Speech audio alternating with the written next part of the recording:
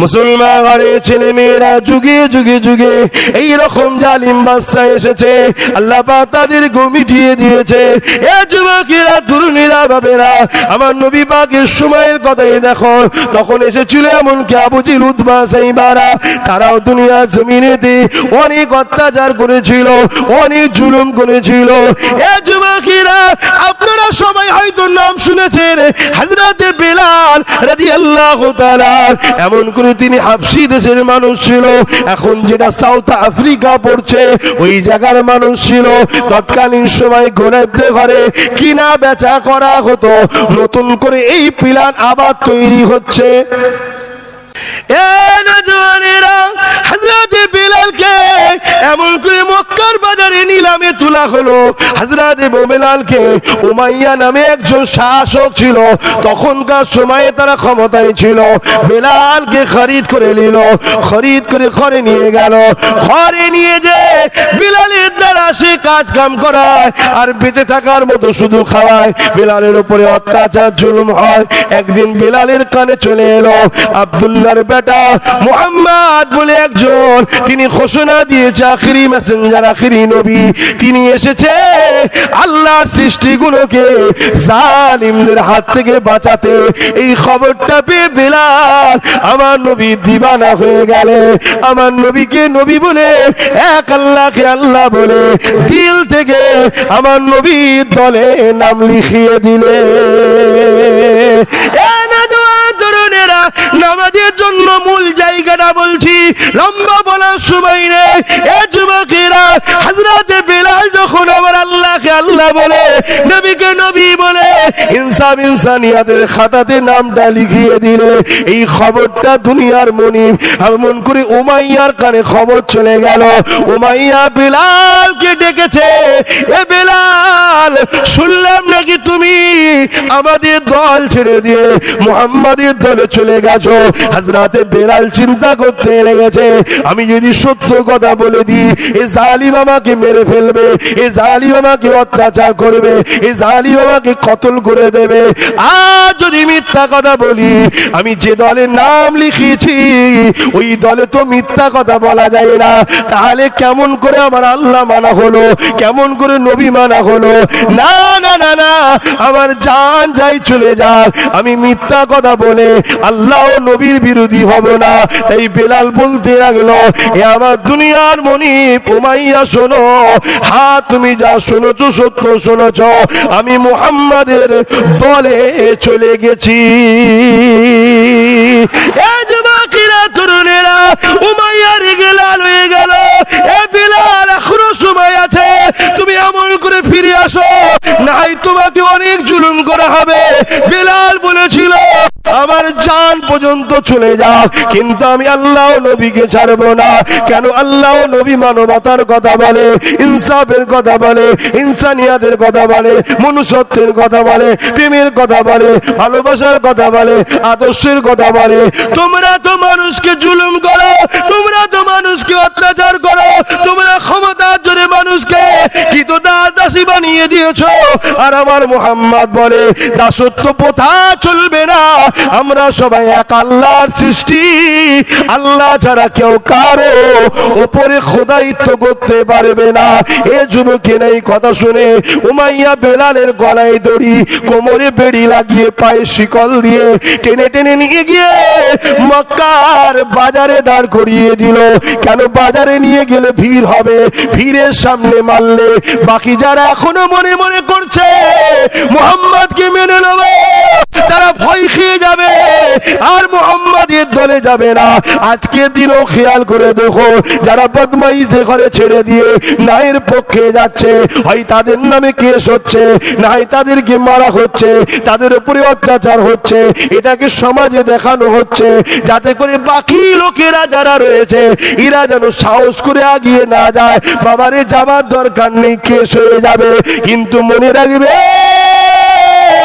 দুনিয়ার জমিনে তুমি কতদিন বাঁচবে, কতদিন তুমি অন্যায়কারীদের সঙ্গে থাকবে? আল্লাহর কাছে তোমাকে তো একদিন ফিরে যেতে হবে। সেদিন তোমার আমার আল্লাহ যখন জিজ্ঞাসা করবে, ওরে আমার বান্দারে, ওরে আমার বান্দিরে, জমিনটা আমার ছিল, অন্যায়কারীদের সাথ কেন দিয়েছিলি? তোকে আমি আল্লাহ বানিয়েছিলাম, জালিমদের কেন সাথ দিয়েছিলি? আমি আল্লাহ তোকে ক্ষমতা দিয়েছিলাম, কেন তুই মুখ বন্ধ করে অত্যাচারীদের পিছনে ঘুরেছিলি? ওই দিন কি জবাবটা দেবে? এ যুবকেরা, বিলালকে দেখে শিক্ষা নাও। মক্কার বাজারে নিয়ে চলে আসলো, বিলালের উপরে অত্যাচার শুরু হয়ে গেল, চতুর্দিক থেকে লোক ঘিরে ফেলেছে। সবাই জিজ্ঞাসা করে, উমাইয়া রে, কেন তুই তোর গোলামটাকে মারছি? কি অন্যায় করেছে? উমাইয়া বলতে লেগেছে, বিলাল আমাদের দল ছেড়ে দিয়ে মুহাম্মাদের দলে চলে গেছে। বিলাল কোনো চোর ছিল না, বিলাল কোনো মিথ্যাবাদী ছিল না, বিলাল কোনো ধর্ষণকারী ছিল না, বিলাল কোনো অত্যাচারীকারী ছিল না। তারপরও মারা হচ্ছে কেন? বিলাল অন্যায় দিক থেকে মুখ ঘুরিয়ে ন্যায়ের পক্ষে এসেছে, তাই আজকে দিনে তোমার আমার উপরে অন্যায়ের মুখ ফিরিয়ে যদি ন্যায়ের দিকে যাওয়ার জন্য তোমাকে আমাকে মারে, মনের মধ্যে খুশি আনো, আলহামদুলিল্লাহ বলো যে আল্লাহ তোমার শুকরিয়া, আজকে দিন আমার উপরে জুলুম হচ্ছে, আমি নাই সত্যের পক্ষে আছি, গরিবের পক্ষে আছি, অসহায়ের পক্ষে আছি বলে আল্লাহ তোমার শুকরিয়া। আজকের এই মাঠটা হযরতে বেলালের সুন্নাত পালন হয়ে গেল। আরো জোরে বলুন সুবহান। আজ থেকে 2000 বছর আগে এই পৃথিবীর জমিনে একজন এসেছিলেন, যিনার নাম হলো হযরত ঈসা আলাইহিস সালাম। এ যুবকেরা, তরুণেরা, বাপেরা, হযরতে মারিয়াম হুজুরের সন্তান ছিল। আল্লাহ পাক তেনাকে কুদরতি ক্ষমতাতে তৈরি করেছিলেন। দুনিয়া জমিনে এসে তিনি মানুষকে এক আল্লাহর রাস্তায় ডাক দিয়েছেন। দলে দলে মানুষ তিনার কথা শুনেছে, তিনার পিছনে ছুটেছে। খ্রিস্টানরা যিনাকে নবী বলে মানে, ঈসা নবী চলে যাওয়ার পর 500 বছর পৃথিবীতে আর কোন নবী রাসূল আসেনি, আল্লাহর পক্ষ থেকে আর কোন মেসেঞ্জার আসেনি। 500 বছর গ্যাপ, শিক্ষা দিবার কেউ নেই। এখন তো শিক্ষা উলামারা দিচ্ছে, তখন শিক্ষা নবীরা দিত। তাই 500 বছর গ্যাপ হয়ে যাওয়ার জন্য পৃথিবীর মানুষগুলো এক আল্লাহ ভুলে গিয়ে 360টা নিজের হাতে করে খোদা তৈরি করেছিল। শুনছেন? চাকরির খোদা আলাদা, পানির খোদা আলাদা, ঝড়ের খোদা আলাদা, সূর্যের খোদা আলাদা, চাঁদের খোদা আলাদা, শরীর ভালো রাখার খোদা আলাদা। এইভাবে 360টা খোদা তৈরি করেছিল তারা। কি জন্যে? তাদেরকে সত্য কথা বলার, খবর দিবার কেউ ছিল না। এই মানুষগুলো এত অন্ধকারে চলে গিয়েছিল। শোনো যুবক, আজ খুব ভালো লাগছে, কিন্তু না, ইতিহাস তোমাকে জানতে হবে। এই মানুষগুলো এত খারাপ হয়ে গিয়েছিল, মা গুলো ছেলের কাছ থেকে ইজ্জত বাঁচাতে পারছিল না, মা বেটাতে নোংরা কাজ করত। বাপ গুলো নিজের বেটিগুলোকে জেন্ত জেন্ত পুঁতে দিত। অর্থাৎ পৃথিবীতে তৎকালীন সময় যারা ক্ষমতাশালী শাসক ছিল, তারাও কেমন চরিত্রহীন ছিল দেখো। তারা নারীগুলোকে ভোগের পাত্রী বানাতো, রাখেল বানাতো, গরিবের গলায় শিকল দিয়ে বাজারে নিলামে তুলতো। এখন যেমন আমেরিকাকে আমরা দাদা হিসাবে চিনি, তখন রোম ছিল দাদা। পৃথিবীর দাদাকে রোম, রোম সাম্রাজ্য। তারাও খ্রিস্টান। ওই রোমরা বড় বড় স্টেডিয়াম তৈরি করে, সেখানে গ্যালারি তৈরি করে, তার মধ্যে গরিবের ঘরে ছেলেদের ঘরে ছেড়ে দিত, আর বাঘ ছেড়ে দিত, কুস্তি লড়াই করো। বাঘের সঙ্গে পারত না, গরিবের ছেলেগুলো মারা যেত, এরা বসে বসে হাততালি দিত। এই ছিল তাদের অসভ্যতা। এক কথায় পৃথিবীটা অন্ধকারে আচ্ছন্ন হয়ে গিয়েছিল।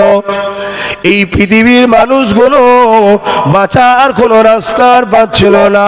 বিশেষ করে গরিবদের উপরে অত্যাচার জুলুমের স্টিমুলার চলতেছিল, নারীগুলোকে জন্তু জন্তু পুঁতে দেওয়া হতেছিল। এই পৃথিবী ধ্বংসের দিকে চলে যাচ্ছিল। ঠিক এই পৃথিবীকে বাঁচাবার জন্য মহান আল্লাহ তিনি তেনার বন্ধু মুহাম্মদ রসুলকে 570 খ্রিস্টাব্দে 12 রবিউল আউয়াল সোমবার সুবিশা থেকে সময় দুনিয়া জমিনে পাঠিয়েছিলেন।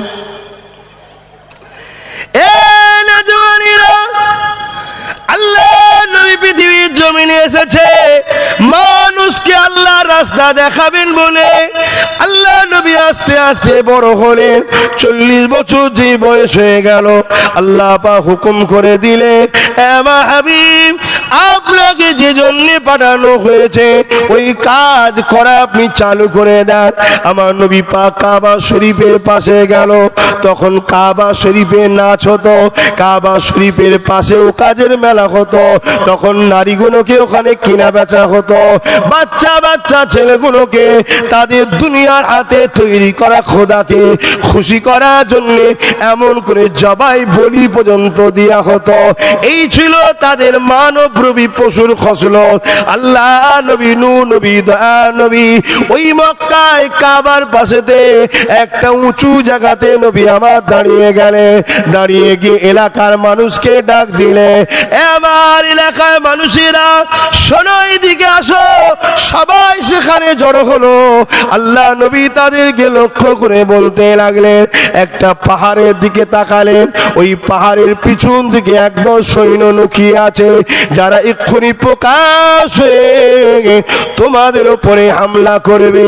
আমি মুহাম্মদ যদি বলি তোমরা কি মেনে নেবে? তারা সবাই এক কথাই বলেছিল, মুহাম্মদ তুমি যদি বলো আমরা মেনে নেব। তারা কেউ আমার নবীকে মানে না, তারা এক আল্লাহকেও মানত না। কিন্তু ছোটবেলা থেকে 40 বছর পর্যন্ত নবী ওখানে বড় হয়েছে। কোন এক সেকেন্ডের নবীর লাইফ স্টাইলের কোনো খুঁত ওদের কাছে নাই। শুনছেন তো, যে কোনো একটা ভুলকে তারা তুলে ধরবে, আরে তোমার কথা কি মানবো, তুমি তো অমুক দিন ওই লোকটার সঙ্গে ঝগড়া করছিলে, অমুক দিন ওই লোকটাকে তুমি গালি দিয়েছো, অমুক দিন ওর সম্পদকে তুমি ঝেড়ে নিয়েছো, অমুক দিন তুমি মিথ্যা বলেছো, অমুক দিন কথা দিয়ে কথা ফেল করেছো।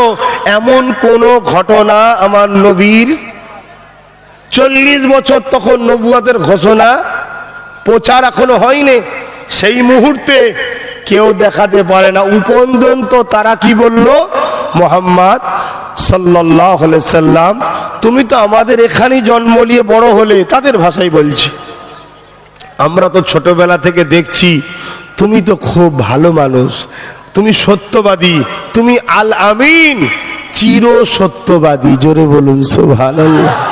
আল্লাহ নবী বললেন, তাই আমাকে এত বিশ্বাস করো? তারা বলল হ্যাঁ। তাহলে পাহাড়ের পিছনে লোক আছে, দেখে না, নবী যদি বলে মেনে নেবে। আল্লাহ নবী তাদেরকে বলল, তাহলে আপনারা এটাও মেনে নেন, লা ইলাহা ইল্লাল্লাহ আনা মুহাম্মাদুর রাসূলুল্লাহ। এই যে নিজের হাতে তৈরি করেছেন 360টা নকল খোদা, এগুলো কেউ আপনাদের প্রভু নয়। কেননা প্রভুকে কেউ দেখেনি, প্রভুর কোনো ছবি নাই, প্রভুর কোনো মূর্তি ভাস্যকর নাই। প্রভু তো তিনি লাম ইয়ালিদ ওয়া লাম ইউলাদ, যিনি কারো থেকে সৃষ্টি নয়, তিনার থেকে কেউ সৃষ্টি নয়। আর আপনারা এগুলো কি করেছেন, এটা প্রভুর আব্বা, এটা প্রভুর আম্মা, এটা প্রভুর ছেলে, এটা প্রভুর মেয়ে, এটা প্রভুর নাতি, এটা নানান ভাবে এইভাবে তৈরি করেছে।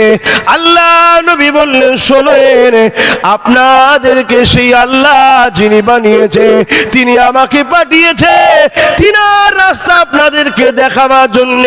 আমি মুহাম্মাদের কথা আপনারা মেনে নেন। আমি বিশ্বের মানুষের কাছে সেই আল্লাহ পাকের অহাদি মদিনাতে দাওয়াত নিয়ে যাব।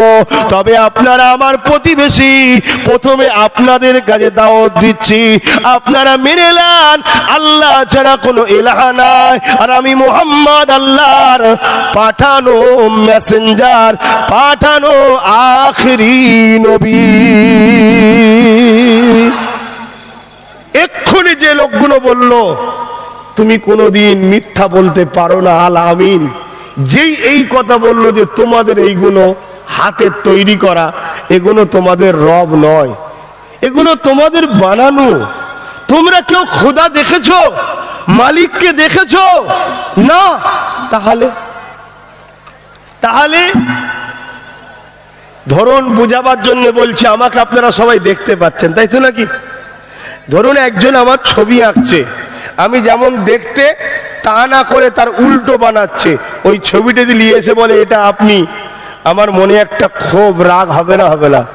যে আমার ছবিকে বিকৃত করছিস আমাকে, কি গো, ঠিক না বে ঠিক গো? তো মালিককে যখন দেখুনি, তা তার ফটো বানালে কি করে, তার কাল্পনিক তৈরি করলে কি করে?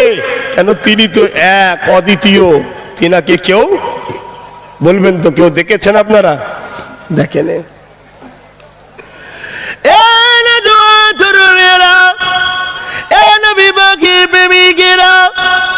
এই কথাটা যেই বললো, সঙ্গে সঙ্গে ওই জালিমেরা, মক্কার মানুষেরা, যারা নিজেদের মেয়েগুলোকে জ্যান্ত পুঁতে দিত, যারা নিজেদের মা বেটির সঙ্গে জুলুম অত্যাচার করত, যারা ক্ষমতা জোরে মানুষকে জুলুম অত্যাচার করত, যারা এমন করে উকাজের মেলা করে ওখানে নারী কিনা বেচা পর্যন্ত করত, তারা আমার নবীর থেকে মুখ ঘুরিয়ে নিয়ে ছোট বড় কথা বলতে বলতে চলে গেল। আল্লাহ নবী মনে দুঃখ নিয়ে পরের দিন আবার ওই কাবার জমিনে গেলেন। শুনছেন তো নাকি? এটা দেখছেন? দেখেন নে? হ্যাঁ, আমরা সহজে ইসলাম পেয়েছি তো, ওই জন্য গুরুত্ব নাই ইসলামের উপরে, তাই না? আজকের দিনে আমেরিকাতে যান, খবর নেন, যেতে না পারেন খবর নেন। আমেরিকাতে 16 বছরের মেয়ে, 18 বছরের মেয়ে, পেটে সন্তান কার? সমাজকে বলতে পারছে না তার বাপের সন্তান। শুনছেন? বাঁচতে পারছে না। তারা গুগলে সার্চ করছে এই বিহায়া বেশরম থেকে বাঁচার উপায় কি আছে। তারা আমার নবীর জীবনী পড়ছে। আমার নবী বলছে, কোনো যে ঘরে যদি তোমার বেটি থাকে, তুমি বাপ হবার পরও সে যদি একা থাকে, একা নিরিবিলিতে তার সঙ্গে তুমি কথা বলো না, কেন তোমার আর তার বীজখানে আর একজন আছে, ইবলিশ শয়তান, সে তোমাদেরকে যে কোনো মুহূর্তে পাপে জড়িয়ে দেবে, তোমরা দূরত্ব রাখো। তৃতীয় জন তোমার স্ত্রীকে নিয়ে আসো, নিয়ে একসাথে কথা বলো। এই আদর্শ দেখে দলে দলে দলে দলে আমেরিকা, ব্রিটেন, ফ্রান্সে মানুষ মোহাম্মদ রসুলের প্রেমিক হয়ে যাচ্ছে। জোরে বলুন সুবহানাল্লাহ। আর আমরা বাপ দাদু নানা সব মুসলমান, আজকে আমরা দলে দলে ওই নামে তালপুকুর ঘটি দেবেন, নামে শুধু মুসলমান, কোনো আখলাকি নাই। কানতে হবে আরো, সবে তো শুরু হয়েছে কাঁদা, আরো কানতে হবে যদি না পরিবর্তন হও।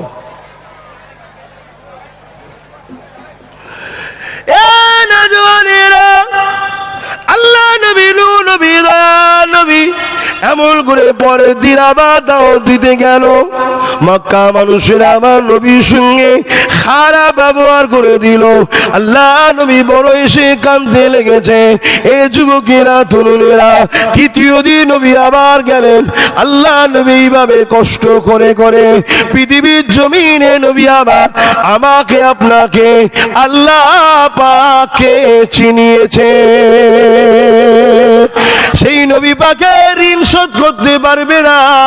জিনার চেষ্টাতে আজকে ভারতবর্ষের জমিনে পশ্চিম বাংলা বারাইপুর থানার অন্তর্গত এই এলাকাতে আপনারা জন্ম নেওয়ার সাথে সাথে আপনাদের মালিককে চিনতে পেরেছে, যিনি আপনাকে কত সুন্দর করে বানালে, দুটো হাত দিলেন, জবানে কথা দিলে। যদি আল্লাহ আমাকে আপনাকে জবানে কথা না দিত, আমি আপনি যদি বুবা হতাম, হাবা হতাম, সমাজের মানুষ আমাকে আপনাকে টিটকিরি মারত, আমি আপনি মা বাপের সঙ্গে কথা বলতে পারতাম না, আমি আপনি দুঃখের কথা কাউকে শোনাতে পারতাম না, আমি আপনি একে অপরকে ডাকতে পারতাম না, আমি আপনি নিজের বাচ্চাকে ডাকতে পারতাম না, আমি আপনি সমাজের বুকে এ যুবকেরা মানুষের জন্য কথা বলতে পারতাম না। আজ আব্বাস সিদ্দিকীও যদি হাবা হতো, বুবা হতো, আপনারা আমাকে কেউ দাওয়াত করতেন না, আমি আপনাদের কাছে যে কিছু শোনাতে পারতাম না। এই জবানে যিনি কথা দিয়েছেন তিনি হলেন আমাদের মালিক। সেই মালিককে আমি আপনি চিনতে পেরেছি, এটা আমার নবী পাকের অবদান। আরো জোরে বলুন সুবহান। এর ঋণটা শোধ করতে পারবেন? ছোট বয়সে যদি আল্লাহ এই ঘরে জন্ম না দিয়ে অন্য কোনো ঘরে জন্ম দিত, আর যদি আপনার সৃষ্টিকর্তাকে না চিনে আপনি সৃষ্টিকর্তা বিরুদ্ধে চড়ে বেড়াতেন, তাহলে এর থেকে বড় ধ্বংস কি আছে বলুন? প্রত্যেক মানুষের সর্বপ্রথম কাজ হলো কে তাকে বানিয়েছে তিনাকে চিনা।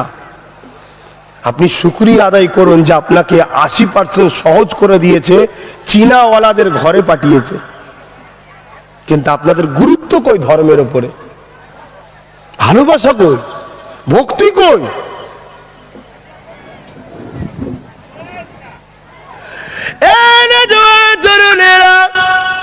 আল্লাহ পাক দয়া করে দুটো পা দিয়েছে। কেন পা দিয়েছে? বান্দাই পা দিয়ে তুমি হেঁটে হেঁটে বেড়াবে। যদি আল্লাহ তোমাকে আমাকে দুটো পা না দিয়ে যদি খোঁড়া করে বানাতো, তাহলে তুমি আমি নিজের কাজে যেতে পারতাম না, অন্যের মুখাপেক্ষী হয়ে থাকতাম।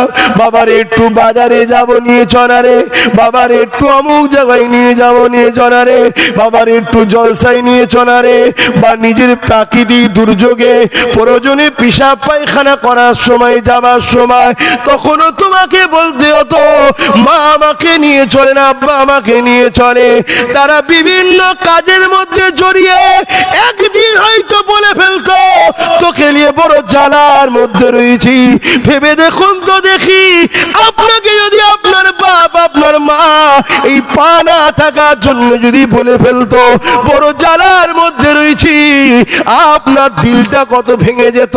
আমার আল্লাহ এত দয়া করেছে, আপনাকে আল্লাহ খোঁড়া বানাইনে, আল্লাহ আপনাকে দুটো পা দিয়েছে। কেন পা দিয়েছে?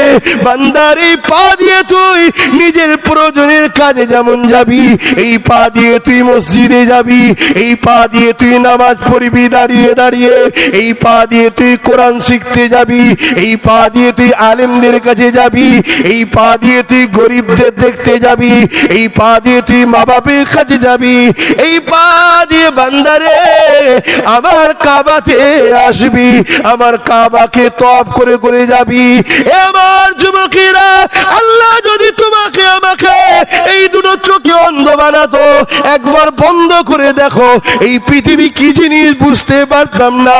মাটাকে কেমন দেখতে বুঝতে পারতাম না, বাপটাকে কেমন দেখতে বুঝতে পারতাম না, স্ত্রীটা কেমন দেখতে বুঝতে পারতাম না। আর যখন আপনি অন্ধ হতে, আপনি এক কদম চলতেও পারতেন না, কেউ না কেউ আপনার সাহারা লাগতো। বারবার সাহারা যে দেবে, একদিন সেও বলে ফেলতো এই কানা অন্ধকে নিয়ে বড় জ্বালার মধ্যে রয়েছি। কিন্তু আল্লাহ তোমাকে আমাকে ছোট করে নে, তোমাকে আমাকে দুটো চোখ দিয়ে দিয়েছে। এই চোখে তুমি আল্লাহর কুদরত দেখো, এই চোখ দিয়ে তুমি আল্লাহর নিদর্শন দেখো, এই চোখ দিয়ে তুমি সাগরে যাও, কিভাবে তুফান হয় দেখো। ওই তুফানটা কে তৈরি করে? আমার আল্লাহ পাক তৈরি করে। শুনে রেখে দাও, যে কথা বলছিলাম এই পৃথিবীটা পানির উপরে ভাসমান রয়েছে। এই পৃথিবীর 3 ভাগ পানি রয়েছে, 1 ভাগ পৃথিবী রয়েছে। এই পৃথিবী টলমল করছিল, আল্লাহ পাক বিশাল বিশাল পাহাড়গুলোকে এই পৃথিবীর জন্য পেরেক হিসাবে সেটা দিয়েছে। এ যুবক, সেই আল্লাহকে ভালোবাসো, সেই মালিককে পিয়ার করো, তিনি যাতে রাজি ওই কাজ তুমি করে যাও। যিনি তোমাকে দুটো চোখ দিল, কেন চোখ দিল? মা বাপ দেখবি গরিব দেখে দেখে তোর হৃদয়ের মধ্যে কষ্ট তৈরি করবি। আরে গরিবটা কত শীতে কষ্ট পাচ্ছে, তোর পকেটে টাকা আছে, ওই টাকা দিয়ে তাকে একটা কাপড় কিনে দিবি শীতের। এই চোখ দিয়ে তুই এতিমদের দেখবি, এই চোখ দিয়ে আমার কোরআন দেখবি, এই চোখ দিয়ে আলেমদের ঘরে দেখবি। ওরে আমার বান্দা বান্দি রে, এই চোখ দিয়েছি আমার কাবায় আসবি, আমার কাবাকেও দেখবি।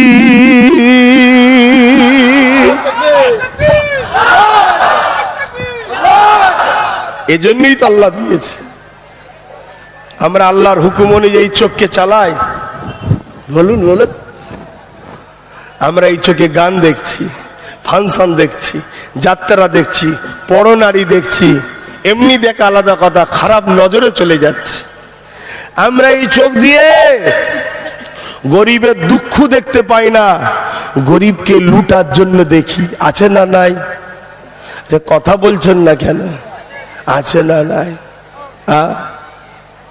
আহা,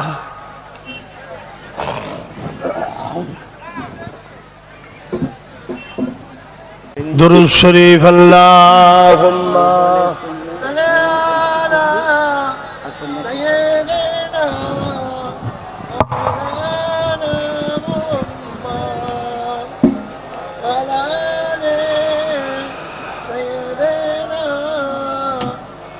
एक मैं नहीं उन पर कुर्बान जमाना है। बोलूं ना सुभान अल्लाह। एक मैं नहीं उन पर कुर्बान जमाना है। एक मैं नहीं उन पर कुर्बान ज़माना है। एक मैं नहीं उन पर कुर्बान ज़माना है। जो रब दो आलम का महबूब यगाना है। एक मैं नहीं उन पर कुर्बान ज़माना है। अल्लाहुम्मा सल्ली अला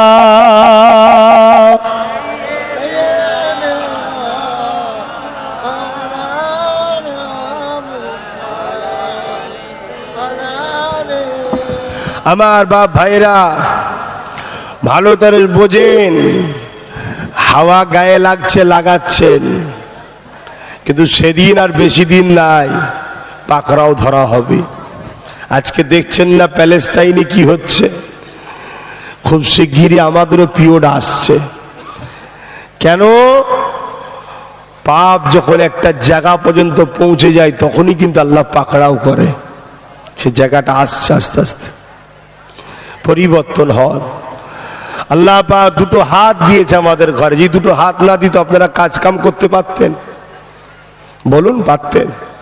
এই হাতটা আল্লাহ দিয়েছে কি করতে? গরিবকে সেবা করবেন, গরিবকে দান করবেন।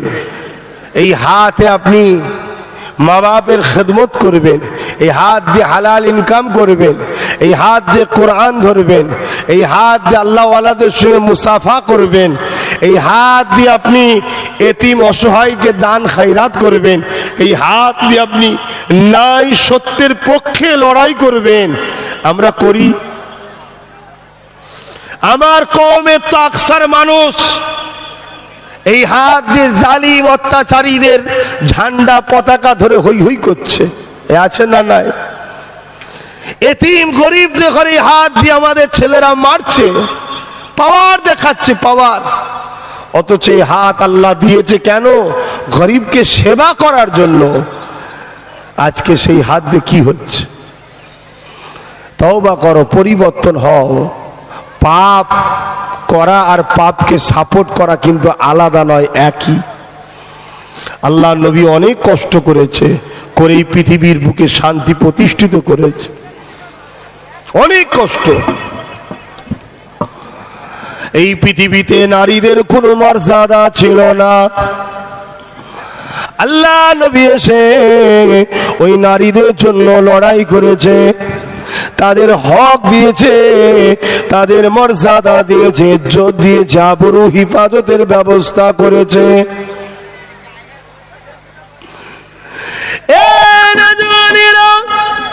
আল্লাহ বাদুর হাত দিয়েছে, এই হাত দিয়ে তোমাকে আমাকে নাই প্রতিষ্ঠিত করার জন্য তোমাকে আমাকে ব্যবস্থা নিতে হবে। কারণ আল্লাহ কোরআনে জানিয়ে দিলেন, কুল ইন কুনতুম তুহিব্বুনাল্লাহ ফাত্তাবিউনি ইউহিব্বুকুমুল্লাহ ওয়া ইয়াগফির লাকুম যুনুবাকুম ওয়াল্লাহু গফুরুর রহিম। আল্লাহ পাক কোরআনে আরো জানাতে লেগেছে, এ দুনিয়া মানুষেরা, আমি আল্লাহ তোমাদের ঘরে শ্রেষ্ঠ উম্মত করে পাঠিয়েছি। তোমরা মাতাকুমুর রাসূল ফাকুযুহু ওয়া মা নাহাকুম আনহু ফান্তাহু। তোমরা আমার নবী যেটা আদেশ করেছে মেনে নাও, আমার নবী যেটা নিষেধ করেছে ছেড়ে দাও। এ যুবকেরা, তরুণেরা, মনে রাখে দেবেন, এই দুনিয়ার জমিনে আল্লাহ আমাদেরকে পাঠিয়েছে শান্তি প্রতিষ্ঠিত করার জন্য, অন্যায় জুলুম অত্যাচার করার জন্য নয়। কিন্তু নবী আমার জানিয়ে দিলে, লা ইয়ারহামুল্লাহু মান লা ইয়ারহামুন নাস। যে মানুষের উপরই দয়া করে না, সে আল্লাহর দয়া পাবে না। আজকে মানুষ তো দূরের কথা, আমরা নিজের গ্রামবাসীর উপরই দয়া করি না। আচ্ছা, না নাই? অথচ নবী আমার জানালে, যার কথা দ্বারা, হাত দ্বারা, ব্যবহার দ্বারা তার পাড়া প্রতিবেশী অখুশি হবে, আমি নবী জানিয়ে দিলাম সে আমার কেউ নয়, আমি রাসূল তার কেউ নয়। এই দুনিয়ার জমিনে তোমাকে আমাকে নবীর আখলাক নিতে হবে। আল্লাহ নবী জানিয়ে দিলে, যে মানুষের উপরে দয়া করে আল্লাহ পাকের দয়া সে পাবে। এখানে মুসলমান শুধু বলা নেই, মানুষ বলা আছে। সে হতে পারে হিন্দু, হতে পারে খ্রিস্টান, হতে পারে যে কোনো ধর্মে, তার উপরেও দয়া দেখাতে হবে। তাহলে মানুষের উপরে যেখানে দয়া দেখাতে হয়, সেই জায়গায় আমরা মুসলমান, আমার নবীর কলেমা পড়া উম্মতের উপরেই তো দয়া দেখাতে পারছি না। এক মুসলমান আর এক মুসলমানের বিরুদ্ধে কেস করে, এক মুসলমান আর এক মুসলমানকে হত্যা করে, এক মুসলমান আর এক মুসলমানকে জুলুম করে। কিসের জন্য করে? সামান্য দুনিয়া জমিনে ভিক্ষা পাবার জন্য, সামান্য দুনিয়া জমিনে একটু পথকে পাবার জন্য। মনে রেখে দুই জমিনের উপরে একটা রাজা ছিল, যার নাম হলো ফেরাউন। ওই ফেরাউনকে আল্লাহ ছাড় দিয়েছিল, ছেড়ে কিন্তু দেয়নি। যদি কেউ ফেরাউনকে দেখতে চায়, আজও যে দেখতে পাবে, মিশরের পিরামিডে রাখা আছে। এ যুবকেরা, ওই ফেরাউন প্রথম ছোটখাটো এলাকার ক্ষমতাশালী লোক ছিল, আস্তে আস্তে সে আর একটু বড় এলাকা দখল করলো, আর আস্তে আস্তে বাহিনী তৈরি করে আরো বড় এলাকা তৈরি করলো। আমার আল্লাহ তাকে ছাড় দিতে লাগলো, একদিন সে পৃথিবীর রাজা হয়ে গেল। কিন্তু ঠিক এমনই সময় ওই ফেরাউনের কানে একটা খবর এসে গেল, একজন জানিয়ে দিল, ফেরাউন রে, একটা বাচ্চা জন্মগ্রহণ করছে, ওই বাচ্চাটা তোর রাজত্বকে মিটিয়ে দেবে। বুঝতে পারছেন তো সব? একটা বাচ্চা জন্ম হচ্ছে, তোর এই জুলুমের সাম্রাজ্য, অত্যাচারের সাম্রাজ্য, লুটের সাম্রাজ্য, প্রজাদের উপরে যে অত্যাচার স্বৈরাচারই করে যাচ্ছ, এটাকে মিটিয়ে দেবে ওই বাচ্চাটাই। মালিক পাঠাচ্ছে। কটা বাচ্চা ভাই? আমরাও দেখছি একটা বাচ্চার জ্বালাতে আজকেও অনেক বদমাইশ ঠান্ডা হয়ে যাচ্ছে। কথা বুঝছেন না? একটা। ফেরাউন চিন্তার মধ্যে পড়ে গেল যে কি করা যাবে। শয়তান কি করেছে জানেন? আজকে ফেসবুক খুললে দেখবেন ছোট্ট ছোট্ট বাচ্চাদের লাশ দেখা যাচ্ছে না? প্যালেস্তাইনে দেখা যাচ্ছে না? যায় না? এগুলো নিয়ে অনেকে ভেঙে পড়ে। ভেঙে পড়ার কিছু নেই, ভেঙে পড়ার কিছু নেই। আমরা মায়ের কোলে যখন দুলতাম তখন থেকে কারবালার রস শুনে শুনে বড় হচ্ছি। অতএব তোমরাও তোমাদের বাচ্চাদের ঘরে কারবালার রকিয়া শোনাও, বদর শোনাও। ভেঙে পড়ার কিছু নেই, এ ঘটবে। পৃথিবীতে যুগে যুগে এটা হয়েছে। হক না হকের টক্কর পৃথিবীতে হয়েছে। জালিমরা যখনই মুসলিমের উপরে জুলুম করেছে, উম্মতে মুহাম্মাদী তখনই মুসলিমের পাশে দাঁড়িয়ে জালিমদের বিরুদ্ধে লড়েছে। কারণ এটা ইসলাম। খুব ভালো করে বুঝবেন, আমাদের ঘরে তো বিভিন্ন দিকে বুঝানো হয় যে অত ঝুট ঝামেলায় যাবার দরকার নাই।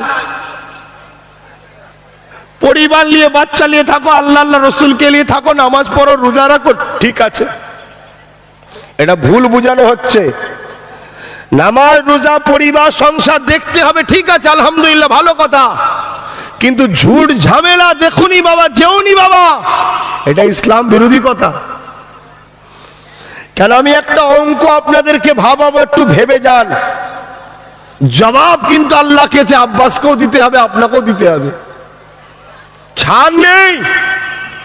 দুনিয়ায় যদি মারের ভয়ে শয়তানের দালালি করেন, তাহলে পরকালে মার খাবার জন্য তৈরি হন। আর যদি বলেন যে দুনিয়ায় পিটানি ঠিক আছে বাবা, 50, 60, 70 বছর, তো পরকালে জাহান্নামে যেতে পারবো না, তাহলে দুনিয়ায় অন্যায় দেখলেই প্রতিবাদ করতে হবে। আর এখানে আর একটা কথা বলে দিই, আমার আল্লাহ সর্বসময় জালিমদের বিরুদ্ধে। কার বিরুদ্ধে? জোরে বলুন। আল্লাহ মজলুমের সাথে আছে। কার সাথে? মজলুম। ধরুন একটা বাজারে গেছেন, বাজারে গিয়ে দেখছেন একটা ভ্যানওয়ালা বা ফেরিওয়ালা বা দোকানদার, সে বেচারি হিন্দু ধর্মের মানুষ বা অন্য কোন ধর্মের মানুষ, তার উপরে জুলুম করছে নামধারী মুসলমান। কে? নামধারী। কারণ ইসলাম আর জুলুম এক জায়গায় হতে, বলুন বলুন, এটা সরাসরি এমনিতে আমাকে আপনার থেকে কত দূরেই যেন মন পেটিয়ে দিয়েছে। এত দূরে অজ হয়? এটা কি অন্য কোনো জনসভা হচ্ছে নাকি? এ তো দিনের কাজ করতে এসেছি, কাছাকাছি না থাকলে মহব্বত বাড়ে।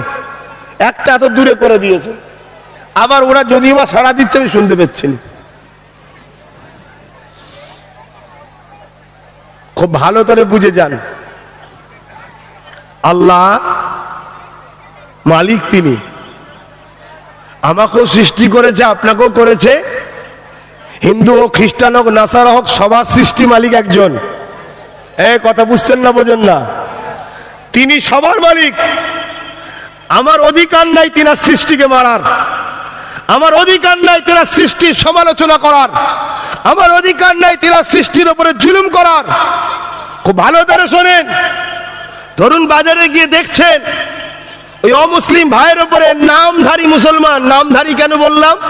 ইসলাম আর জুলুম কখনো এক জায়গায় হতে, যেমন পানি আর তেল এক জায়গায় যদিও হতে পারে, হয় না জানি, তারপরেও যদি হতে পারে,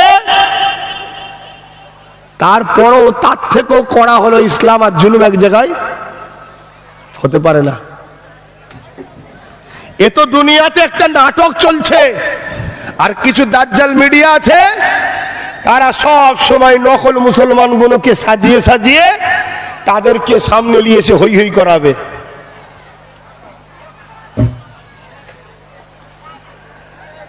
এই যে ঝগড়াটা হচ্ছে, নামধারী মুসলমানটা অমুসলিমের উপরে জুলুম করছে, শুনে রাখেন, এই ক্ষেত্রে তো আমার আল্লাহ ওই নামধারী মুসলমানের পক্ষে নাই, এই অমুসলিমের পক্ষেই কিন্তু আমার আল্লাহ আছে। জোরে বলুন সুবহানাল্লাহ।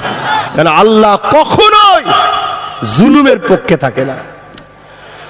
শাস্তির বিচার তো হবে ময়দানে মাশরে, কিন্তু কিছু পাপ আছে, সেই পাপের নগদ শাস্তি দুনিয়াতেও আল্লাহ দেয়।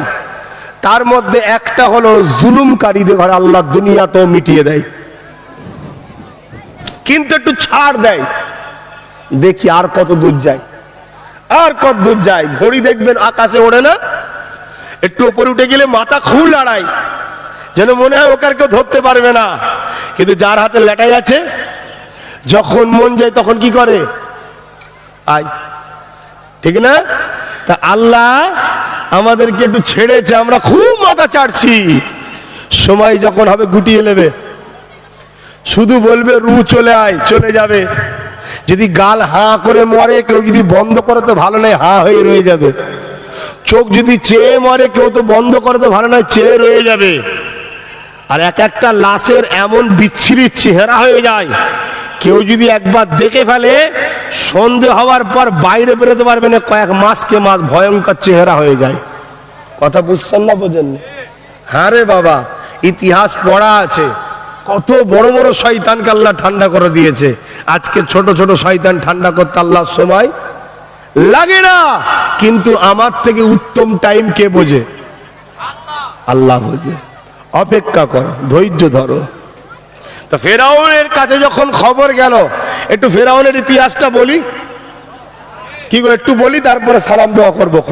এগুলো জানুন, কারণ আমাদের ঘরের ছেলে, আমাদের ঘরের ছেলে, যার নবী, আমাদের নবী, যারা নবীকে মানো, ওই নবীকে যে মারতে এসেছে ধরা পড়ে গেছে, মারতেছে ধরা পড়ে গেছে।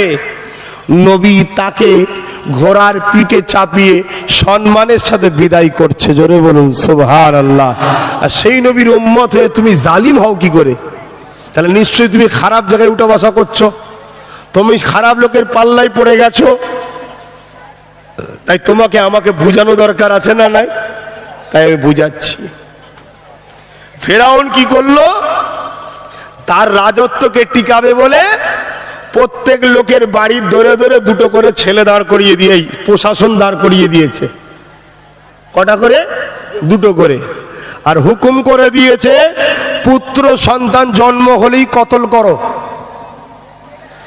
আজকেও বাচ্চা বাচ্চা ছেলেগুলো কতল হচ্ছে না, হয়নি? তা আজকের ফেরাউন গুলো কতল করবে। শুনে রেখে দাও, ফেরাউন একদিনে 12,000 বাচ্চাকে কতল করেছে। কত? মায়ের পেট থেকে জন্ম নেওয়া নবজাতক শিশু 12,000 মেরেছে। কারণ কি? ওই একটাই ভয়, কেউ বলেছে একটা বাচ্চা আসছে, সে তোর রাজত্বকে মিটিয়ে দেবে। কিন্তু আল্লাহ যদি কাউকে মিটাতে চায় কারো দ্বারা দিয়ে, তাকে কেউ মিটাতে পারবে? যে বাচ্চার দ্বারা আল্লাহ ফেরাউনকে মিটাবে, সেই বাচ্চাকে আল্লাহ টেনে নিয়ে যে লালন পালন করিয়েছে কোথায়? ফেরাউনেরই বাড়িতে। জোরে বলুন সুবহানাল্লাহ, আরো জোরে বলুন সুবহানাল্লাহ। আজকের দিনেও ছোট ছোট ফেরাউন গুলো আতঙ্কে আছে। এদের কাছেও খবর আছে যে একটাই শেষ করবে আমাদের ঘরে। তাই এরাও উঠে পড়ে লেগেছে, যাকে খুশি ধরছে, মারছে, পিটছে, কেস দিচ্ছে, চাপ দিচ্ছে, এটা করছে, ওটা করছে। কিন্তু আল্লাহ যদি এদেরকে ধ্বংস লিখে রাখে, এরা যতই চেষ্টা করুক এরা বাঁচতে পারবে না। ঠিক না বেঠিক? এটা মনে রেখে দেন, এটা মনে রেখে দেন। তবে এটা সত্য কথা, জালিমকে আল্লাহ মিটাবেই, জালিমকে আল্লাহ মিটাবেই। এটা আল্লাহ সিস্টেম, সেই সিস্টেম নিয়ে বলে যাচ্ছে। ফেরাউনকে আল্লাহ ছাড় দিল, পৃথিবীর রাজা বানালো, আল্লাহই তো বানালো। লাস্টে সে নিজে বলছে আমি খোদা। কথা বুঝাস? আমি খোদা। আল্লাহ তোকেই পদ দিল, তোকেই ক্ষমতা দিল, তোকেই ইজ্জত দিল। তুই দুনিয়ার বেঈমানের পাল্লায় পড়ে গিয়ে আল্লাহর রাস্তা ছেড়ে দিয়ে বেঈমানের গুণগান করতে করতে নবীর কলেমা পড়া উম্মতকে মারছিস। এর ফায়সালা আল্লাহ করবে না? করবে না? অবশ্যই করবে। মুসা আলাইহিস সালাম ফিরাউনের ঘরে লালন পালন হতে লাগলো।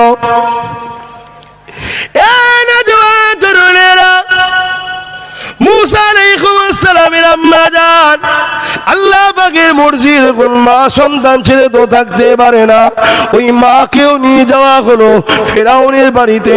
কেননা ফেরাউনের স্ত্রী ছিল আসিয়া, আম্মা আসিয়ার কোনো সন্তান ছিল না, এই বাচ্চাকে দুধ পান করাবে কি করে? এ যুবকেরা তাই এমন করে দুধ মা খোঁজা হলো। ওই খুঁজতে গিয়ে দেখা যায় আমার আল্লাহ পাক কত বড় ক্ষমতাশালী। দেখো ফেরাউনের বাড়িতে মুসা আলাইহিস সালামের আম্মাকে পৌঁছে দিল, মার বেটা এক জায়গাতে আল্লাহ করে দিল। ফেরাউনের বাড়িতেই বসে বসে বড় হয়, কিন্তু শয়তান ফেরাউনের মাথায় একটা ঘোর রয়েছে, এই বাচ্চা সেই বাচ্চা নয় তো। ঘোর কিন্তু আছে। যেদিন থেকে মুসা নবী ওর বাড়িতে ঢুকেছে সেই দিন থেকে ফেরাউনের সুখ শান্তি আরাম আয়েশ সব হারাম হয়ে গেছে। শুধু একটাই চিন্তা, এইটা সেই বাচ্চা নয় তো। সব মারলাম, দেখা যাবে এইটাই হয়তো সেই বাচ্চা, কিন্তু মারতে পারছে না কেন? আম্মা আসিয়া অনেক বড় কথা, ওইদিকে যাচ্ছি না, ফেরাউনের কাছ থেকে ওয়াদা করিয়ে নিয়েছিল যে একটা জিনিস চাইবো, দিতে হবে। কি? একটা বাচ্চা কুড়িয়ে পেয়েছি, কাঠের বাক্স করে ভাসিয়ে দিয়েছিল, জানেন তো নাকি? ওই বাচ্চাটাকে, আমার তো কোনো সন্তান নাই, এটাকে আমি সন্তান বলে, তোমার পরে রাজা হবে কে, এইটাকে লালন পালন করবো। জোরে বলুন সুবহানাল্লাহ। আম্মা আসিয়াও তো জানতো না যে এটা নবী হবে, জানতো নাকি? জানতো না তো। কিন্তু আম্মা আসিয়া ভালো মহিলা ছিলেন, জান্নাতি মহিলা। ফিরাউন কিন্তু চিন্তার মধ্যে রয়েছে, আর আম্মা আসিয়া আর মুসা আলাইহিস সালামকে শুধু ফিরাউনের কোলে বারবার দিয়ে আসে, যাতে করে একটা মহব্বত পয়দা হয়। এমনি তো বাচ্চা ছেলেকে সবার ভালো লাগে, সে যে কোনো বাচ্চা হোক না কেন, মুসলমানের বাচ্চা হোক আর হিন্দুর বাচ্চা হোক, যে কোনো ধর্মের বর্ণের ঘরে জন্ম নিক না কেন, বাচ্চা এমন একটা নিয়ামতের জিনিস, প্রত্যেকটা বাচ্চাকেই পছন্দ লাগে, বাচ্চাকে সবারই ভালো লাগে। সে যে কোনো ঘরে জন্ম হোক না কেন, ধনীর ঘরে হোক আর গরিবের ঘরে হোক, পীরের ঘরে হোক আর আম মানুষের ঘরে হোক, বাচ্চা সবার কাছে প্রিয়। তাই ফেরাউনের কোলে বারবার দিয়ে আসে, যাতে করে ফেরাউনের একটা মহব্বত তৈরি হয় মুসার উপরে। কিন্তু ফেরাউন কোলে তলিয়ে বসে ঠিকই, কিন্তু তার দিমাগ একটা কথা বলে, এটা তো সেই বাচ্চা নয়। গণককার বলেছিল একটা বাচ্চা আসছে আমার জুলুমের সাম্রাজ্যকে মিটিয়ে দেবে। তাই ফেরাউন বড় চিন্তার মধ্যে রয়েছে। একদিন দরবারে বিচার করতে বসেছে, ফেরাউন তো রাজা, বিচার এসেছে। ওই বিচারে একজন ধনী লোকের সঙ্গে একটা গরিবের বিচার হচ্ছে। মন দিয়ে শুনবেন, গরিবকে ঘৃণা শুধু আজকে নয়, যুগ যুগ ধরে করা হয়। গরিবকে অবহেলা শুধু আজকে নয়, যুগ যুগ ধরে হয়ে আসছে। এ গরিবেরা, চিন্তা করো না, চিন্তা করো না, কেউ যদি তোমাদের পক্ষে নাও থাকে, তোমাদের সৃষ্টিকর্তা মহান আল্লাহ তোমাদের ভালোবাসে। কেননা কিয়ামতের দিনে গরিবদের করে আল্লাহ সাহায্য করবে। ওই দিনে তো গরিবদেরই সাহায্য চলবে। ধনীদের থেকে 500 বছর আগে গরিবরা জান্নাতে যাবে। দুনিয়ায় না 70 বছর ধরে, 80 বছর ধরে ধনীরা একটু ভালো মন্দ খাবে, তুমি না একটু ডাল ভাত খেলে, সে না একটু মাছ গোস খেলো, দুনিয়ায় 60-70 বছর খাবে। আর আজকে 60-70 নয়, 30 পার হবার পরেই ডাক্তার বলেছে মুখে সেলাই দাও, নাই যে কোনো মুহূর্তে হার্ট অ্যাটাক হবে। বুঝছেন তো নাকি? আজকের দিনে 30 বছর পার হতে দেয় না। বেটার বে দিচ্ছে, মন মরা করে ঘুরছে, সবাই খাচ্ছে গপ গপ করে ঘুরতে। একটু খাও না গো, একটু খাও। বলছে সুগার 400। আচ্ছা মিষ্টি না খাও, একটু খাসির চাপটা খাও। বলছে কোলেস্ট্রল হাই হয়ে গেছে। অথচ দুনিয়ার লোককে লাখ লাখ টাকা খরচ করে খাওয়াচ্ছে, ক্ষুধা মেরে দিলে কেউ খেতে পারে? কি গো, আমি বলবো না যে খোদা মানে মেরে দিয়েছে, কিন্তু আল্লাহ যাকে ভালোবাসে দুনিয়ায় তাকে খাওয়াই কম। যে কম খায় সে ভালো থাকে, যে বেশি খায় সে মরে। 1500 বছর আগে নবী বলেছিল পেটকে 3 ভাগ করো, 1 ভাগ খাবার, 1 ভাগ পানি, 1 ভাগ খালি। 150 বছরের ডাক্তার বিজ্ঞান বলছে পেটকে 3 ভাগ করো। 150 বছরের আগে যে ডাক্তার বলেছে তার কথা শোনেন, নবীর কথা শোনেন না কেন? নবীকে নিয়েই তো ডাক্তার তৈরি হচ্ছে। এই যে মোটর গাড়ি করে এলাম, এটা আমার রসুল 1500 বছর আগে বলেছে খুব শিগগিরই আমার উম্মত মোটর গাড়ি চাপবে। জোরে বলুন সুবহানাল্লাহ। পৃথিবীকে তো এলেনের দরজা আমার রসুল খুলেছে। কিসের আমেরিকা দেখাচ্ছেন, কিসের দেখাচ্ছেন ফ্রান্স, জাপান, ইন্দোনেশিয়া, কিসের? সব মোহাম্মদ রসুলের সাদগাতে তারা বড় হচ্ছে। জোরে বলুন সুবহানাল্লাহ। কিন্তু আমরা কপাল, নবী নিতে পারলাম না, এজন্য আজ আমাদের দুর্দশা। আল্লাহ নবী, নূর নবী, দয়াল নবী, এই যে আমরা বারবার হার্ট অ্যাটাক করি না, আমার নবী শুয়া পর্যন্ত শিখিয়েছে ওইভাবে শুলে কখনো হার্ট অ্যাটাক হবে না। কি? ডান দিকে কাত হয়ে শোবে, কারণ মানুষের বাঁ দিকে হার্ট থাকে, বাঁ দিকে ঘুরে শুলে হার্টের উপরে চাপ পড়ে, নিঃশ্বাস নিতেও কষ্ট হয়, ঘুম হার্টের উপরে চাপ পড়ে। ডান দিকে ঘুরে শোবেন, হার্টটা পুরো ফ্রি থাকে, ঘুম ভালো হবে, হার্ট অ্যাটাকও হবে না। জোরে বলুন সুবহানাল্লাহ। এই যে মানুষ আজকের দিনে সবচেয়ে বেশি বিমারে ভুগছে, মানুষ কিসে জানেন? আজকের দিনে ক্যান্সারের থেকেও বেশি মারাত্মক রোগ কি বলেন তো?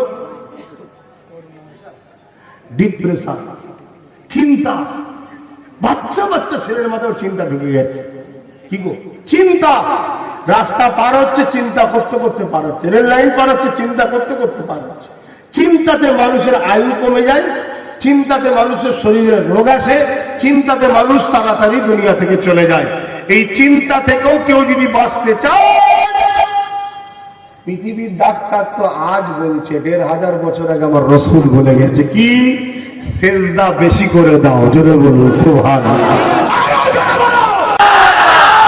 যখন সে সেজদা করে, যখন সে সেজদা করে, পুরো রক্তের ফোর্সটা তার ব্রেনের উপরের দিকে আগিয়ে আসে, ব্রেনকে সজাগ রাখে, চাঙ্গা রাখে।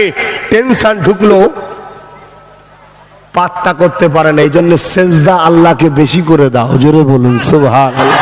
আমাদের ছেলেদের তো পাওয়াই যায় না। আমাদের ছেলেরা যে জায়গায় গেলে আল্লাহ নারাজ, সেই জায়গায় পাওয়া যায়। এই জন্য আমরা মরছি, বিপদে পড়ছি। এই যে আমরা গরুর গোস্ত খাই না, গরুর গোস্ত কত করে কিলো আপনাদের এখানে? হ্যাঁ, 300। খাই না, খাই না। তুমি জানো আমার নবী কি বলেছে? আল্লাহ নবী গোস্ত খেতে নিষেধ করেন, এখানে আল্লাহ হালাল করেছে, কিন্তু কম খেতে বলেছে। আল্লাহ নবী গরুর দুধ বেশি করে খেতে বলেছে। জোরে বলুন সুবহানাল্লাহ। আল্লাহ নবী বলছেন প্রতিদিন সকালে 7টা করে আজুয়া খেজুর খাও, আজুয়া খেজুর খাও, অভ্যেস করো। আজুয়া খেজুর যে খাবে তার হাড়ও ভালো থাকবে।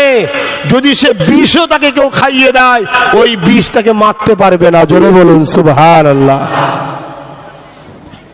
কথা বুঝছেন? আমার নবী খাবেন কি সেগুলো বলে গেছে। আজকে ডাক্তার প্রেসক্রিপশন করছে, 1500 বছর আগে নবী বলে দিয়ে গেছে। জোরে বলুন সুবহানাল্লাহ। আল্লাহ নবী কদু খেতে বলেছে, আপনারা লাউ বলেন না, কদু খেতে বলেছে। কেন? কদু পেটকে ঠান্ডা রাখে। আর এই মধ্যপ্রদেশটাই হচ্ছে মেন, যার পেট ভালো তো পুরো শরীর ভালো। যা অন্যদিকে চলে গেলাম, একটু ফেরাউনের কথাটা বলে যায়, কেন এখন বাজারে অলিতে গলিতে ছোট ছোট ফেরাউন বেরিয়েছে, একটু শুনে যান। আর আমাদের ছেলেগুলো ফেরাউনের দল করবে, ফেরাউনের দল করবে, তাহলে ফেরাউনের সাথেই পরকালে জাহান্নামে যাবে। কারণ দুনিয়ায় যে যার সাথে, পরকালে সে তার সাথে। আর দুনিয়ায় যদি তুমি রহমানের দল করো, রহমানের দল মানে ইনসাফ, ইনসানিয়াত, মানবতা, ন্যায়, সত্য, গরিব দরদি, মানব দরদি, মুসলিম হোক আর যেই হোক, মানুষকে ভালোবাসবে, মানুষের অধিকার মানুষকে দিয়ে দেবে, এই দলটা হলো রহমানের দল। জোরে বলুন সুবহানাল্লাহ। তাহলে তুমি কিয়ামতের দিনও শান্তি পাবে। জোরে বলুন সুবহানাল্লাহ। তো একদিন ফেরাউন রাজ দরবারে বসে আছে, বিচার করবে। আর ফেরাউনের করে মুসা নবীকে ফেরাউনের স্ত্রী আম্মাজান আসিয়া এনে বসিয়ে দিয়েছে। আর একটা ধনী এসছে, একটা গরিব এসছে বিচার নিয়ে। ধনীটা গরিবের জায়গাটা ঝেড়ে দিয়েছে, শুনছেন না? এই যে আজও জায়গা ঝাড়াঝাড়ি হয় না, হয় না? কথা বলছেন না কেন? আবার না দিলে রাত্রিরে পুলিশ আছে, এই তোকে গ্যাজার কেসে ভরে দেবো। কে বলছে? পুলিশ। শুনছেন না? তাহলে পুলিশ কি খারাপ? না, পুলিশকে আমি দোষ দেবো না, দোষ আমাদের। দোষ কাদের? আমাদের। পুলিশ যাদের ইশারায় চলে তাদেরকে আমরা বসিয়েছি, আর তাদেরকে বসিয়েছি চোর বদমাই সব জালিম, তাই তারাই তো পাঠায় যা নাই জঙ্গল মহলে পেটিয়ে দেবো। পুলিশের বউ বাচ্চা আছে না, না সে বেচারি নাচারে আসছে, কি করব? না হয় আমাকে পাঠিয়ে দেবে, সেও নিরুপায়। শুনছেন না? তাহলে জায়গা জমি যে দখল, এটা আজকে নতুন নয়, সেদিনও ছিল। তা জায়গার মামলা নিয়ে এসেছে কি, যে ওই জায়গাটা গরিব বলছে হুজুর, ফেরাউনকে বলছে আমার জায়গা জাহাপানা, ধনী বলছে না আমার জায়গা।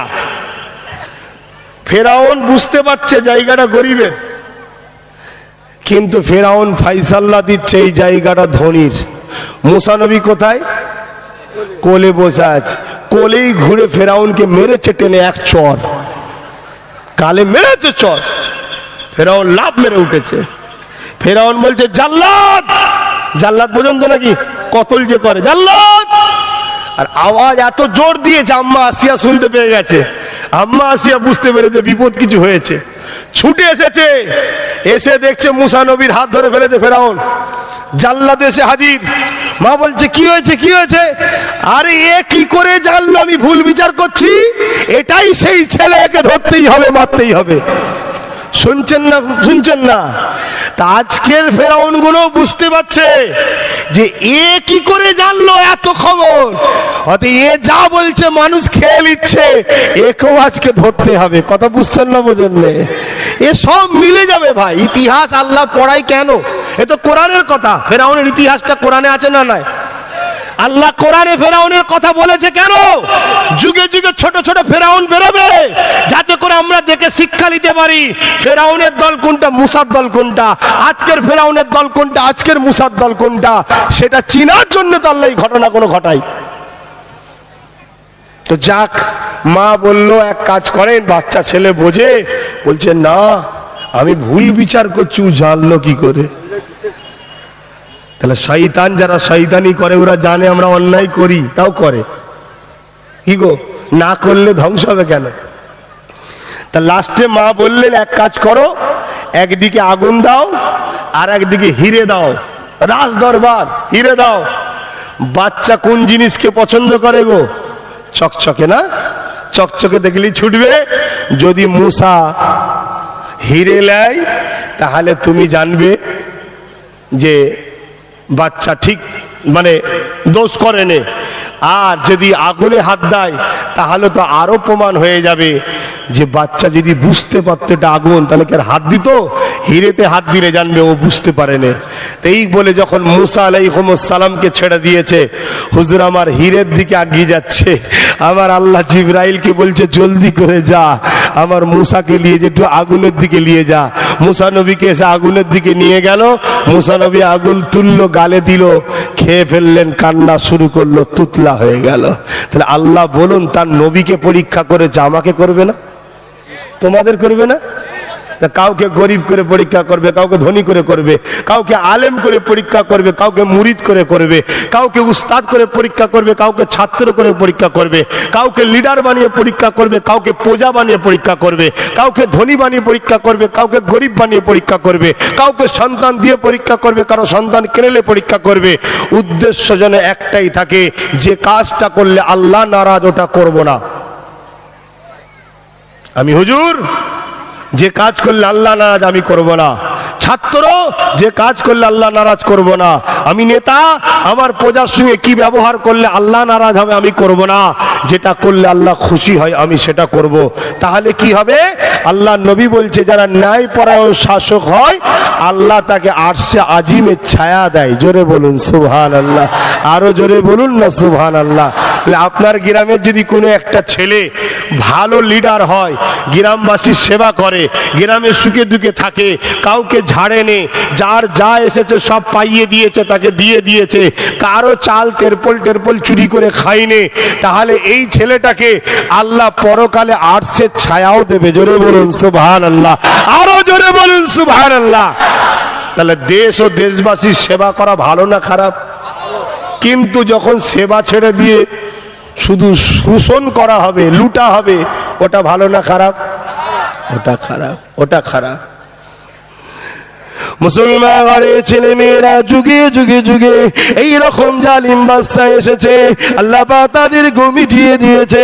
এ যুবকেরা, তরুণীরা, বাবেরা, আমার নবী পাকের সময়ের কথাই দেখো, তখন এসেছিল এমনকি আবু জিল, উতবা, সাইবারা, তারাও দুনিয়া জমিনেতে অনেক অত্যাচার করেছিল, অনেক জুলুম করেছিল। এ যুবকেরা, আপনারা সবাই হয়তো নাম শুনেছেন হযরতে বেলাল রাদিয়াল্লাহু তাআলা। এমন করে তিনি হাবশি দেশের মানুষ ছিল, এখন যেটা সাউথ আফ্রিকা পড়ছে ওই জায়গার মানুষ ছিল। তৎকালীন সময় গরিবদের ঘরে কিনা বেচা করা হতো, নতুন করে এই পিলান আবার তৈরি হচ্ছে। এই যে নতুন করে বলছে না, সব বিভিন্ন আইন তৈরি করে ক্যাম্পে রাখা হবে বলছে না, এটা অ্যাকচুয়ালি গোলামি প্রথা চালু করবে। ওখানে যাবে 10টা মানুষ কিনবে, কেউ ধনী লোক নিয়ে চলে যাবে। এই বাজার থেকে পশু কেন না কেনে নে, ওরম কিনে নিয়ে যাবে, গলায় বেড়ি দিয়ে নিয়ে যাবে। শুনে রাখো, নবী ছেড়ে দিয়ে হই হই করছো তো, বিপদ কেমন আসছে দেখো না। আমাদের কোনো চিন্তা নেই, আমি আমার কথা বলছি, আমাদের কোনো চিন্তা নেই। আমাদের আবার চিন্তা কিসের? আমরা ঠিক জায়গায় আলহামদুলিল্লাহ পিলাক লাগিয়ে রেখেছি, আমাদের চার্জও আসে, বাতিও জ্বলে আলহামদুলিল্লাহ। কিন্তু আপনার যুবক ভাইগুলো ঠিক জায়গায় আছো তো? যদি থাকো তো আলহামদুলিল্লাহ, কোনো চিন্তার কিছু কারণ নেই, তো কোনো চিন্তার কারণ নেই। আর যদি ঠিক জায়গায় না থাকতে পারো, চলে আসো, চলে আসো, ঠিক জায়গায় চলে আসো। হযরত বেলালকে এমন করে মক্কার বাজারে নিলামে তোলা হলো। হযরত বেলালকে উমাইয়া নামে একজন শাসক ছিল, তখনকার সময়ে তারা ক্ষমতায় ছিল। বেলালকে খরিদ করে নিল, খরিদ করে ঘরে নিয়ে গেল।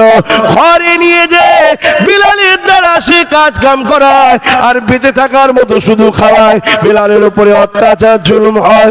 একদিন বেলালের কানে চলে এলো আব্দুল্লাহর বেটা মুহাম্মদ বলে একজন, তিনি ঘোষণা দিয়েছে আখিরি মেসেঞ্জার, আখিরি নবী, তিনি এসেছে আল্লাহর সৃষ্টিগুলোকে জালিমদের হাত থেকে বাঁচাতে। এই খবরটা পেয়ে বেলাল আমার নবী দিবানা হয়ে গেলে, আমার নবীকে নবী বলে, এক আল্লাহকে আল্লাহ বলে দিল থেকে আমার নবীর দলে নাম লিখিয়ে দিলে। তরুণেরা, নামাজের জন্য মূল জায়গাটা বলছি, লম্বা বলার সময় নেই। এ যুবকেরা, হযরতে বেলাল যখন আমার আল্লাহকে আল্লাহ বলে, নবীকে নবী বলে, ইনসাফ ইনসানিয়াতের খাতাতে নামটা লিখিয়ে দিলে, এই খবরটা দুনিয়ার মনিব এমন করে উমাইয়ার কানে খবর চলে গেল। উমাইয়া বেলালকে ডেকেছে, এ বেলাল, শুনলাম নাকি তুমি আমাদের দল ছেড়ে দিয়ে মুহাম্মাদের দলে চলে গেছো। হযরতে বেলাল চিন্তা করতে লেগেছে, আমি যদি সত্য কথা বলে দিই, এ জালিম আমাকে মেরে ফেলবে, এ জালিম আমাকে অত্যাচার করবে, এ জালিম আমাকে কতল করে দেবে। আর যদি মিথ্যা কথা বলি, আমি যে দলের নাম লিখিয়েছি ওই দলে তো মিথ্যা কথা বলা যায় না, তাহলে কেমন করে আমার আল্লাহ মানা হলো, কেমন করে নবী মানা হলো? না না না না, আমার জান যাই চলে যাক, আমি মিথ্যা কথা বলে আল্লাহ ও নবীর বিরোধী হব না। তাই বেলাল বলতে লাগলো, এ আমার দুনিয়ার মনিব উমাইয়া, শোনো, হ্যাঁ তুমি যা শুনেছো সত্য শুনেছ, আমি মুহাম্মাদের দলে চলে গেছি। এ যুবকেরা, তরুণেরা, উমাইয়া রেগে লাল হয়ে গেল। এ বেলাল, এখনো সময় আছে, তুমি এমন করে ফিরে আসো, নাই তোমাকে অনেক জুলুম করা হবে। বেলাল বলেছিল, আমার জান পর্যন্ত চলে যাও, কিন্তু আমি আল্লাহ নবীকে ছাড়বো না। কেন? আল্লাহ নবী মানবতার কথা বলে, ইনসাফের কথা বলে, ইনসানিয়াতের কথা বলে, মনুষ্যত্বের কথা বলে, প্রেমের কথা বলে, ভালোবাসার কথা বলে, আদর্শের কথা বলে।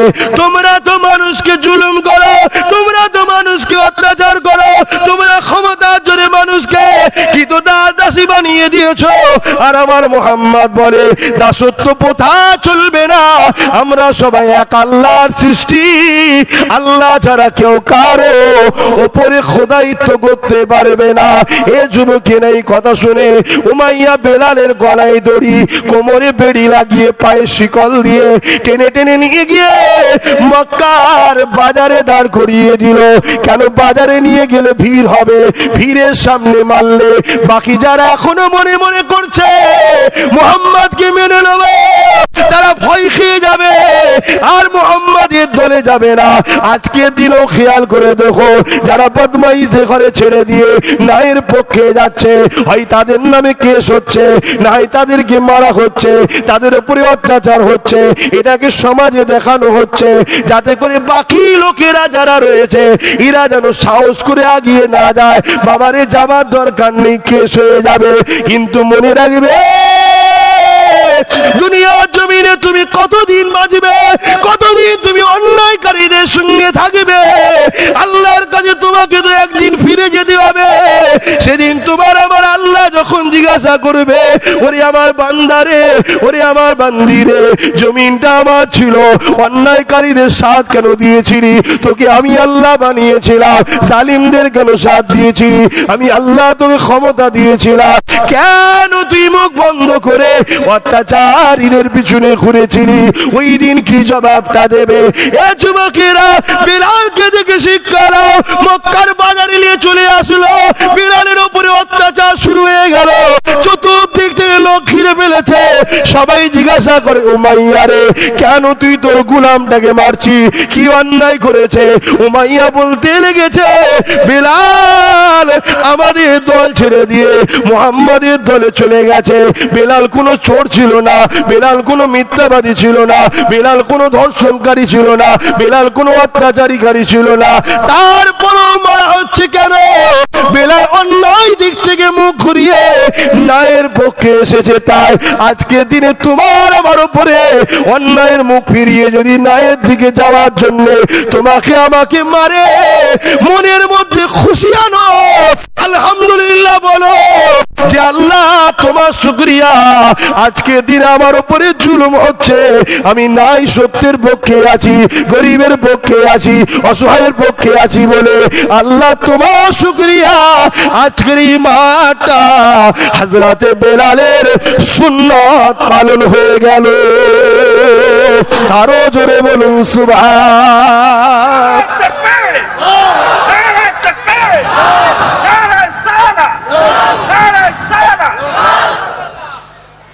নারায়ে রিসালাত, উচ্চারণটা ঠিক করে করতে হবে।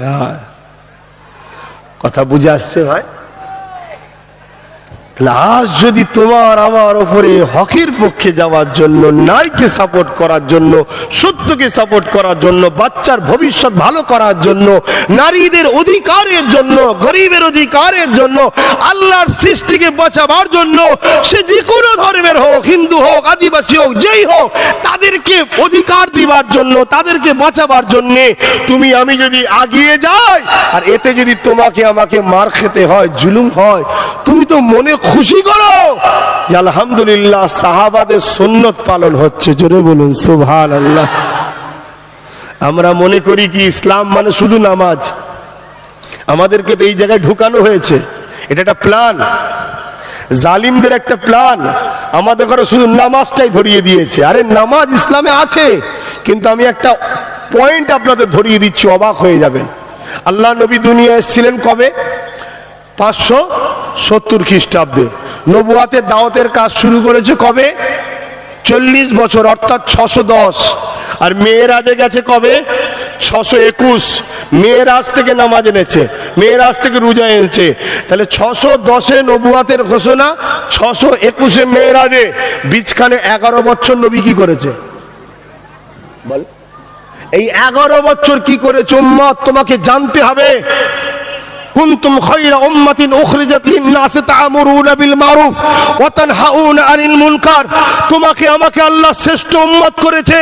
তোমাকে আমাকে ভালো কাজ করতে হবে, অন্যায়কে মিটাতে হবে, ন্যায়ের সাথ দিতে হবে, অন্যায়কে মিটিয়ে দিতে হবে।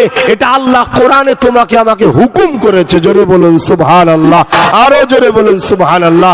এই 11 বছর নবী কি করেছে? এই 11 বছর নবী পৃথিবীর যত জালিম শাসক ছিল তাদের বিরুদ্ধে সংগ্রাম করেছে। পৃথিবীতে যত নারীদের উপর অত্যাচারীকারী ছিল তাদের বিরুদ্ধে লড়াই করেছে।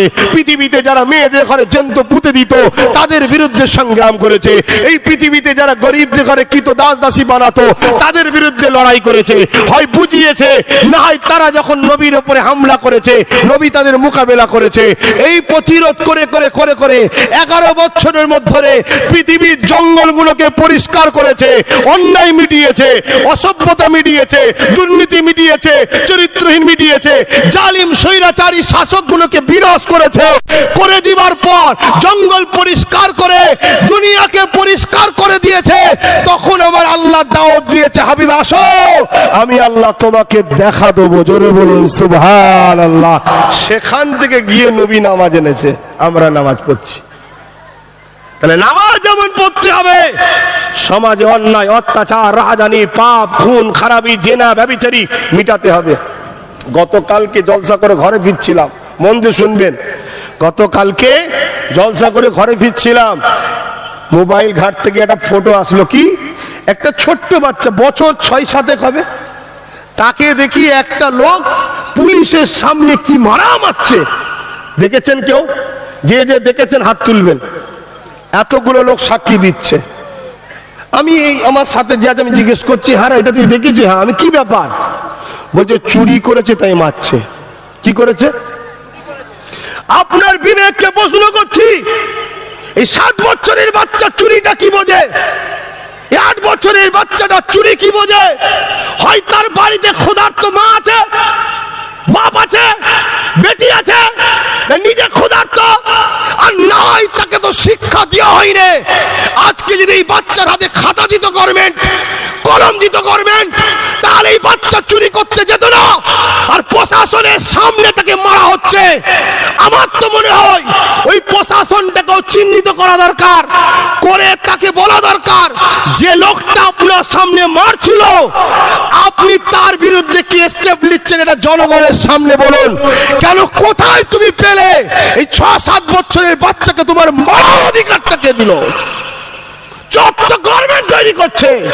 মূর্খ যত বাড়বে চোর তত বাড়বে, গরিব যত বাড়বে চোর তত বাড়বে। তাহলে আজকে বাচ্চা ছেলেটাকে কি মারা মারছে এই সভ্যতা সমাজের নামে। আজকে মানুষগুলো অসভ্যতার পশুর দিকে চলে যাচ্ছে। এই জায়গায় যদি যুবক তুমি আমি না উঠে দাঁড়াই,